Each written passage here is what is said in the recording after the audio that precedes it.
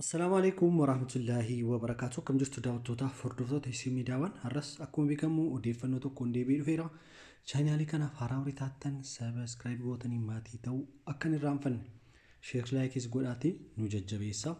Odeeffannoon irraa mana gurguraa isiniif qabadhee dhufeera. Viidiyoon isaa qulqullinaan hin waraabamne gatii ta'eef dhiifama isin gaafachaa. Mana amma suuraa isaa asirratti ilaalaa jirtan viidiyoo isaa taansee isiniin gadhiisa. Kaaree 208 kaartaan hin baanee fi garuu waraqaa hundaa waan hundumaa guuttatee naannoon sun kaartaa eeggachaa jira. Gara fuulduraatti kaartaan itti fudhatama jechaadha. Akkas jechuun kaartaan qabachuun kan baruu qabdan isin kamiyyuu kaartaan qabachuun seeraan ala jechuu miti. Kan seeraan alaa kan ta'us jira garuu kun seeraan ala jechuu miti kaartaa itti eeggatamaa jira. Kaaree 208 manni isaa akkuma ilaalaa jirtan viidiyoo isaas daawwadhaa. Gatiin isaa qarshii 430 jedhu abbaan bitu dhiyaatee hir'isiisuu danda'a. Manni kun kan argamu magaalaa Jimmaa safarri addaa isaa Saar Safar bakka jedhamutti argama.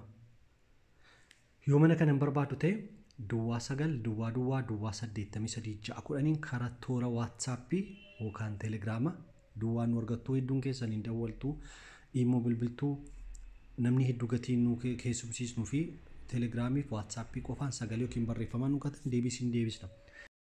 Akkuma daawwachaa jirtanitti egaa mooraan isaa keessi avokaadoon itti fakkaata kunillee muka adda addaa firaafirii adda addaa qaba. Baay'ee mooraa namatti toludha. Keessi isaa bal'aadha jechaadha. Mana ijaarrachuuf mana jireenyaa sarviisii guddaa kaaree 200 jechuun baay'ee guddaadha. Manni isaa akkuma ilaalaa jirtan egaa sirriitti yoo waraabamuu baate yoo kana fakkaata keessi isaa mana kutaa 2 qaba.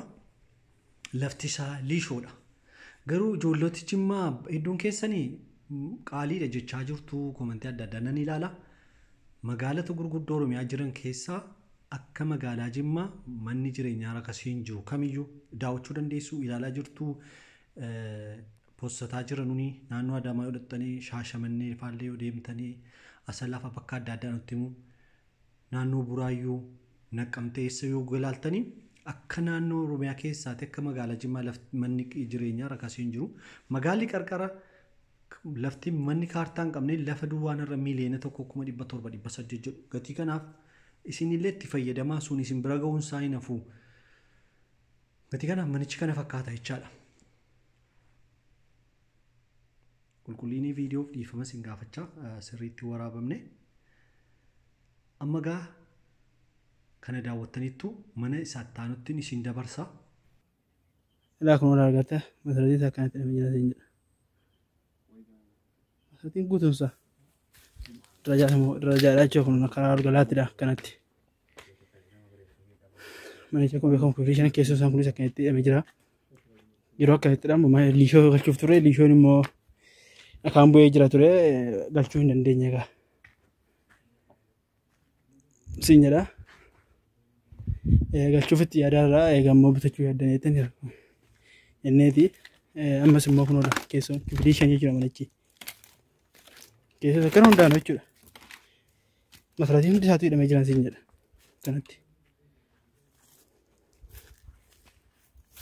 Mana fiirishaaniiti manni bareedaa isaati ajaa'iba isaati jechuudha. Manni kun viidiyoon isaa dhumne amma dhumaatti daawwadha. Kan viidiyoo isaa akka isaan waraabanii naa erganitti isiniif kallattiin dabarsanii.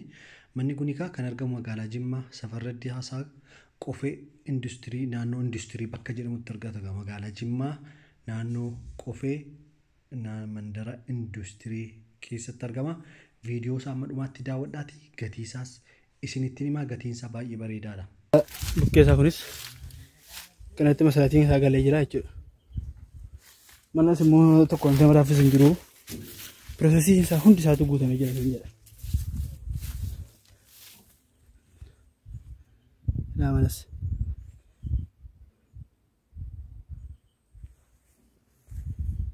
Manni mana baay'ee bareedaadhaan siin jedha.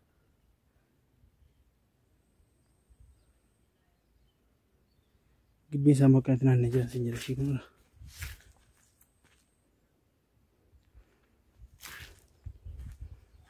Gibbii itti naanna'aadha fayyummaa isaatti.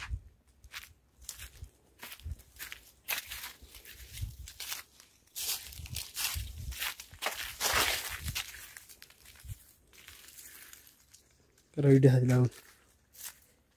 Bina akkasitti naannee jiraan siin jedha. Kanuma lafa dhimma isaatti. Na argattaa siin jedha. Fayyuma hataan jedha.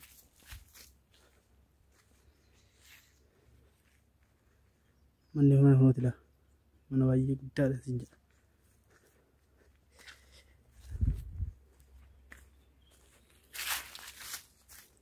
Laa kun karaa dubbii isaatii siin jedha.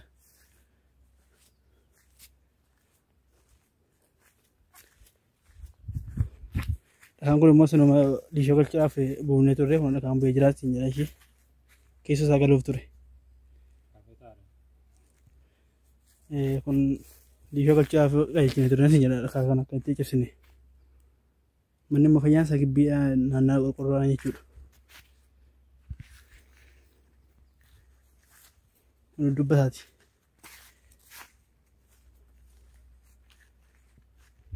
Egaa deebi'ee dhufeera. Mana kana akka viidiyoo isaa sirriitti daawwattan abdiin qaba. Manni kun egaa kan argamu magaalaa Jimmaa safarri addaa isaa qofee bakka industirii bakka jedhamutu gatiin isaa qarshii 500 jedhu abbaan bitatu dhiyaatee hir'isiisuu ni danda'a. Waliin isin agarsiisnaa. Mana kana yoo bitachuu barbaaddan karaa toora bilbilaa duwwaa 9 duwwaa 83 610 akkuma mucichi ibsuu yaaletti egaa waan hundumaa ulaagaa hundaa guutaniiru kaartaa fudhachuuf. Gatii kanaaf manni kun akkasiin hin dabarre. Assalaamu alaikum warahmatullaahi wabarakaatu.